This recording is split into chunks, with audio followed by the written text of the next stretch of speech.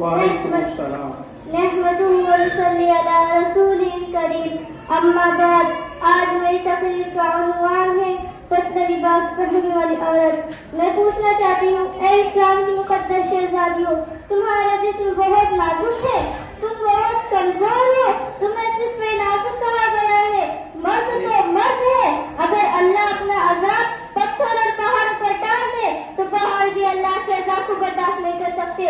میری بہنوں، تم اللہ کے عذاب کو کیسے برداشت کر سکو گی؟ تمہارا یہ نازک وجود اللہ کے عذاب کو کس قدر برداشت کرنے کی طاقت رکھتا ہے؟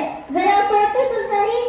آج تم اپنے حسن کی نمائش کر رہی ہو، آج تم باریک اور پتلے کپڑے پہن کر کے اپنے حسن کو دنیا کے سامنے ظاہر کر رہی ہو. کیا تمہیں ڈر نہیں لگتا کہ تمہارا یہ حسن زیادہ دن تک تمہارے پاس نہ رہے گا؟ جوانی کتنے دن کے لیے آتی ہے؟ جوانی آتی ہے جانے کے لیے، جوانی آتی ہے ختم ہونے کے لیے.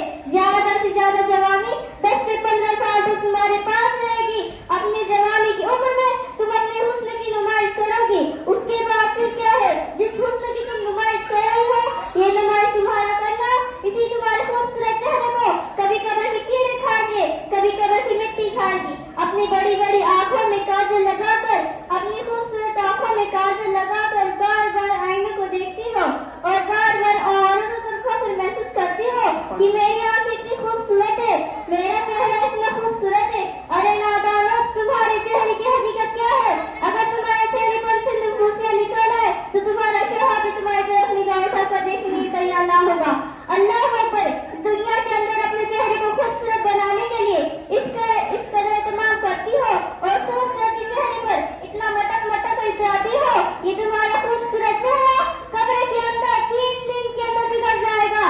3 دن کے اندر سے قبر کے کیڑے کھائیں گے. حضرت سعید ابن مسیب رحمۃ اللہ تعالی فرماتے ہیں، جب میں قبرستان گیا تو میں نے جانے کے بعد کیا دیکھا؟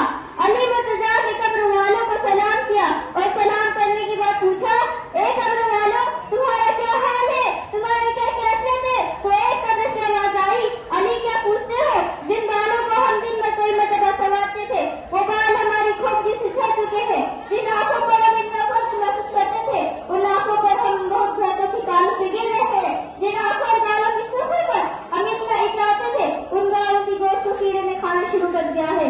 اے علی مرتضیٰ، اب تمہارا کیا حال پوچھتے ہو؟